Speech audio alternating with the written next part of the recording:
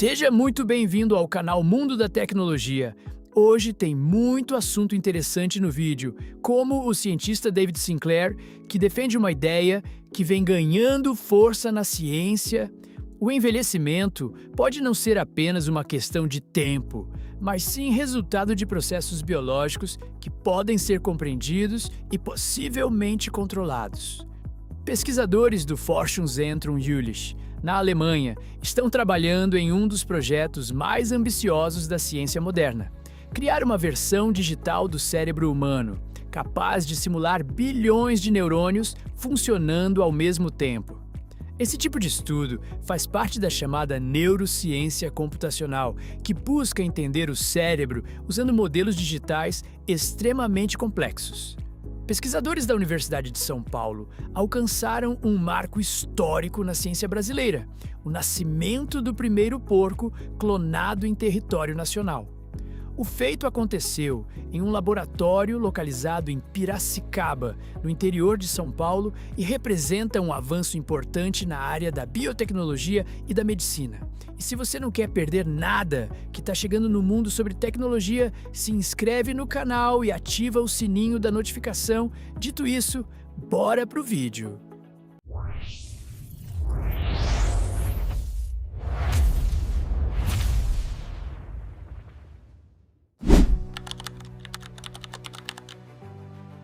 O cientista David Sinclair, um dos principais pesquisadores do mundo na área de envelhecimento. Ele defende uma ideia que vem ganhando força na ciência.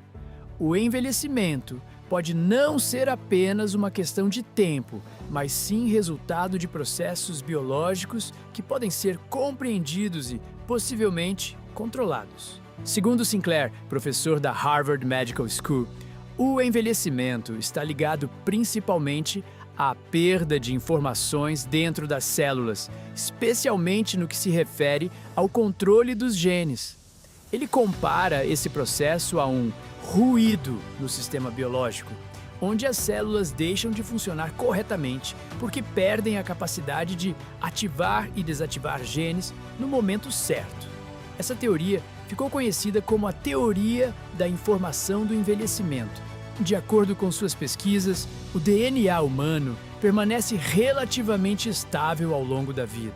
Mas o que se degrada é o sistema que controla esse DNA, chamado de epigenoma. Esse sistema funciona como um interruptor que liga e desliga genes. Quando esse controle começa a falhar, as células passam a funcionar de maneira desorganizada, o que leva ao envelhecimento e ao surgimento de doenças. Em estudos com animais, a equipe de Sinclair demonstrou que é possível reverter parcialmente sinais de envelhecimento. Em experimentos publicados na revista científica Nature, pesquisadores conseguiram restaurar a visão de camundongos idosos ao reprogramar células, fazendo com que elas recuperassem características mais jovens.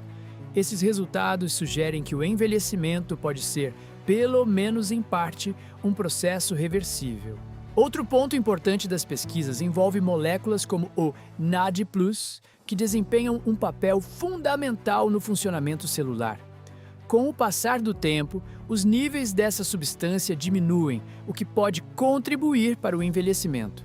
Estudos investigam se aumentar esses níveis pode ajudar a melhorar a saúde celular e retardar o declínio associado à idade. Apesar desses avanços, Sinclair destaca que a ciência ainda está em fase inicial quando se trata de aplicar essas descobertas em humanos.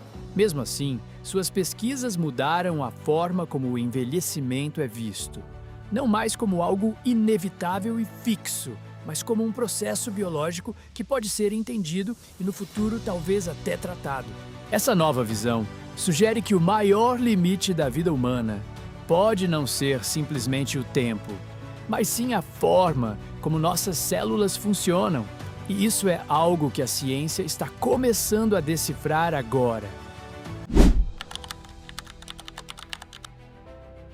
Pesquisadores da Academia Chinesa de Ciências apresentaram recentemente uma solução que pode mudar completamente a segurança das baterias modernas. O foco do estudo foi resolver um dos maiores problemas da indústria, a chamada fuga térmica, um efeito em cadeia que pode causar superaquecimento, incêndios e até explosões em baterias. A equipe, liderada pelo cientista Hu Yongsheng, desenvolveu uma nova geração de baterias de sódio com um sistema de proteção interno totalmente inovador. O grande avanço está em um material especial chamado de eletrólito não inflamável polimerizável, que funciona como uma espécie de escudo inteligente dentro da bateria. Durante o funcionamento normal, esse material se comporta como um líquido comum, permitindo que a bateria opere normalmente. Mas quando a temperatura interna começa a subir perigosamente, acima de cerca de 150 graus Celsius, o eletrólito muda completamente de estado. Ele se solidifica rapidamente e cria uma barreira física dentro da bateria, bloqueando a propagação do calor e interrompendo a reação em cadeia que causaria a fuga térmica. Esse mecanismo é tão eficiente que os pesquisadores afirmam ter alcançado pela primeira vez um nível de bateria de sódio com zero fuga térmica em escala prática, algo considerado um dos maiores desafios da área de energia. Diferente das baterias tradicionais, que dependem apenas de materiais retardantes de chama, essa nova tecnologia atua de forma ativa, criando uma espécie de sistema de defesa em várias camadas. Isso impede não só o fogo, mas também explosões, tornando a bateria muito mais segura para aplicações como carros elétricos, caminhões e sistemas de armazenamento de energia em larga escala. Além da segurança, as baterias de sódio também têm outras vantagens importantes. O sódio é um material abundante e mais barato que o lítio, o que pode reduzir custos e facilitar a produção em larga escala. Especialistas acreditam que, com esse tipo de avanço, essas baterias podem se tornar uma alternativa viável e mais segura para o futuro da energia. Embora a tecnologia ainda esteja em fase de desenvolvimento, esse avanço mostra que a ciência está cada vez mais próxima de resolver um dos maiores riscos das baterias modernas. Se esses sistemas forem aplicados em larga escala, poderemos ter dispositivos e veículos muito mais seguros, com menor risco de incêndios e acidentes. Pesquisadores da Tufts University estão desenvolvendo um dos conceitos mais inovadores da ciência atual: sistemas vivos capazes de desenvolver comportamentos por conta própria. Esses sistemas são conhecidos como robôs biológicos ou organismos sintéticos e representam uma nova fronteira entre biologia e tecnologia. Um dos principais exemplos dessa pesquisa são os chamados xenobots, criados a partir de células de embriões de sapo. Diferente de robôs tradicionais, feitos de metal e plástico, esses organismos são totalmente vivos e conseguem se mover de forma autônoma, interagir com o ambiente e até trabalhar em grupo. Em estudos iniciais, os cientistas observaram que esses sistemas podem transportar pequenas cargas, navegar por espaços e até apresentar comportamentos coletivos, como se fossem uma espécie de colônia inteligente. Com o avanço das pesquisas, os cientistas foram ainda mais longe e criaram versões mais recentes desses organismos, capazes de se auto-organizar e até demonstrar formas simples de memória. Esses sistemas não são programados como um computador tradicional. Em vez disso, o comportamento surge naturalmente a partir da interação entre as células, o que surpreendeu até os próprios pesquisadores. Mais recentemente, a equipe também conseguiu criar robôs vivos a partir de células humanas, chamados de antrobots. Esses organismos conseguem se mover sozinhos e, em testes de laboratório, foram capazes até de estimular a regeneração de neurônios danificados, mostrando um enorme potencial para aplicações médicas no futuro. Esses sistemas representam uma mudança radical na forma como entendemos a inteligência. Em vez de depender de códigos e circuitos eletrônicos, esses organismos mostram que comportamentos complexos podem surgir naturalmente de sistemas vivos sem programação direta. O objetivo dos pesquisadores não é criar novas formas de vida conscientes, mas sim entender melhor como as células trabalham juntas para formar estruturas inteligentes. Esse conhecimento pode ajudar no desenvolvimento de novas terapias médicas, regeneração de tecidos e até tecnologias inspiradas na biologia. Mesmo estando em estágio inicial, essa pesquisa mostra que o futuro da ciência pode envolver não apenas máquinas, mas também sistemas vivos capazes de aprender, se adaptar e desenvolver comportamentos por conta própria, algo que até pouco tempo atrás parecia impossível. Pesquisadores da Universidade de São Paulo alcançaram um marco histórico na ciência brasileira: o nascimento do primeiro porco clonado em território nacional. O feito aconteceu em um laboratório localizado em Piracicaba, no interior de São Paulo, e representa um avanço importante na área da biotecnologia e da medicina. O animal nasceu saudável, com cerca de 2,5 quilos, após várias tentativas dos cientistas. Esse resultado é fruto de anos de pesquisa dentro de um projeto voltado ao desenvolvimento de técnicas de clonagem e engenharia genética aplicadas à saúde humana. Esse experimento faz parte de uma iniciativa maior, chamada xenotransplante, que é a possibilidade de utilizar órgãos de animais para transplantes em seres humanos. Os porcos são considerados ideais para esse tipo de pesquisa porque seus órgãos possuem características muito semelhantes aos órgãos humanos, tanto em tamanho quanto em funcionamento.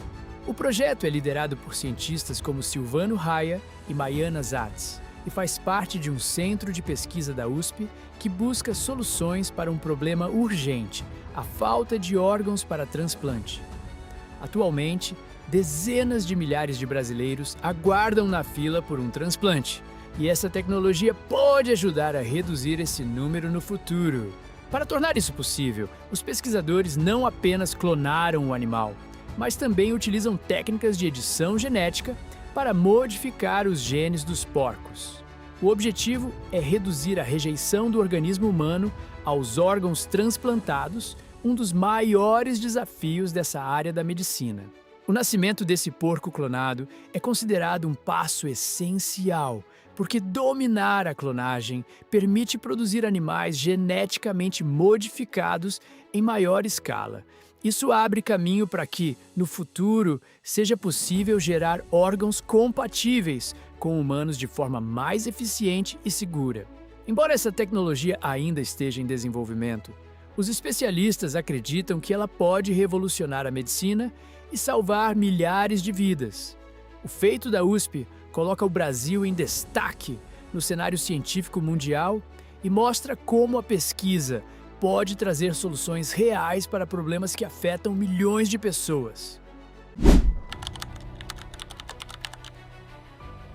Pesquisadores do Forschungszentrum Jülich, na Alemanha, estão trabalhando em um dos projetos mais ambiciosos da ciência moderna: criar uma versão digital do cérebro humano capaz de simular bilhões de neurônios funcionando ao mesmo tempo. Esse tipo de estudo faz parte da chamada neurociência computacional, que busca entender o cérebro usando modelos digitais extremamente complexos. Para alcançar esse objetivo, os cientistas estão utilizando o supercomputador Júpiter, um dos mais avançados do mundo.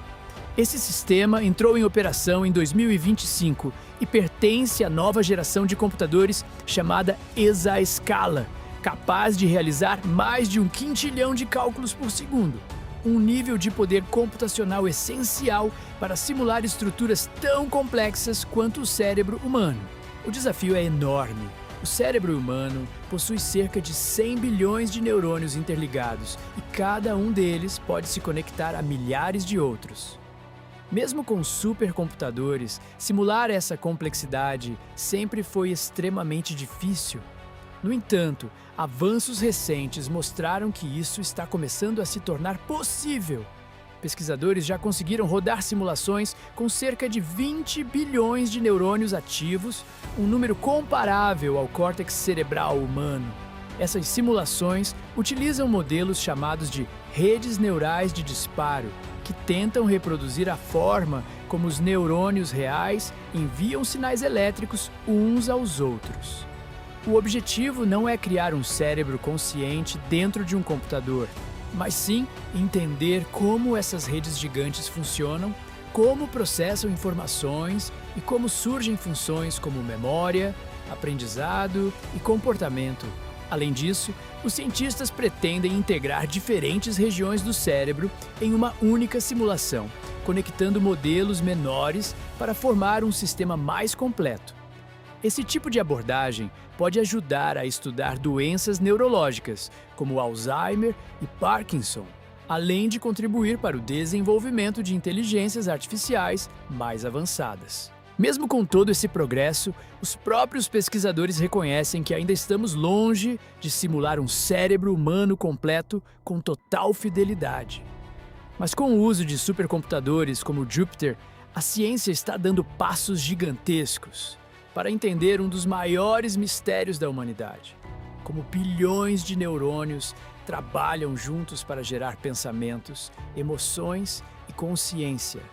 Se gostou do vídeo, deixe seu like, inscreva-se no canal e ativa o sininho da notificação para você não perder nenhum vídeo novo. E se inscrevendo no canal, você vai estar ajudando a realizar o meu sonho de chegar aos 1000 inscritos. Ainda falta muito, mas com a ajuda de vocês, esse sonho vai se tornar realidade. E comenta qual desses assuntos vocês acharam mais interessante. Bora bater um papo aí nos comentários. Muito obrigado por assistir até o final. A gente se vê no próximo vídeo.